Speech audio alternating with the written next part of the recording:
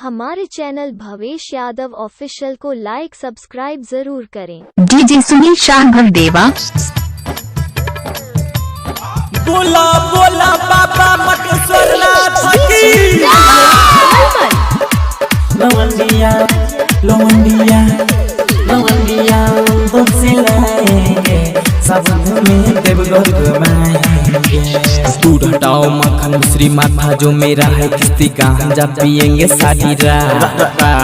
भांग के गोला मेवा पावर मक्खन मिश्री नहीं के बराबर गांजा चलेगी सारी रात।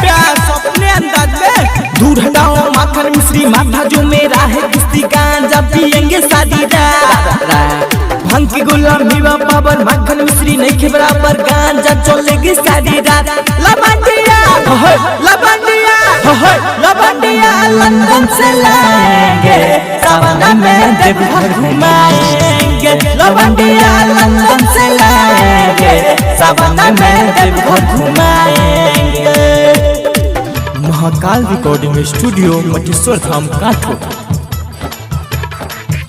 लवंडिया लंदन से लाएंगे सावन में देवघर घुमाएंगे। महाकाल रिकॉर्डिंग स्टूडियो मटेश्वर धाम काठो। भोले के स्टाइल में चिलम जलाएंगे धुएं का छल्ला बना के उड़ाएंगे। भोले के स्टाइल में चिलम जलाएंगे धुएं का छल्ला सावन में उड़ाएंगे।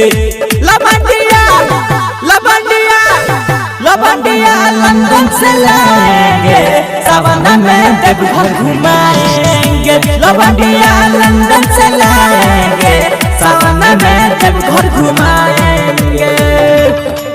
महाकाल रिकॉर्डिंग स्टूडियो मटेश्वर धाम काठो।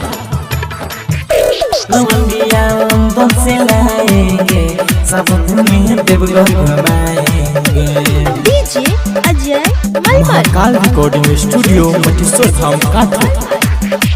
सावन के महीना में भंगिया पिलाएंगे राजेश रंगीला से भजन गवाएंगे।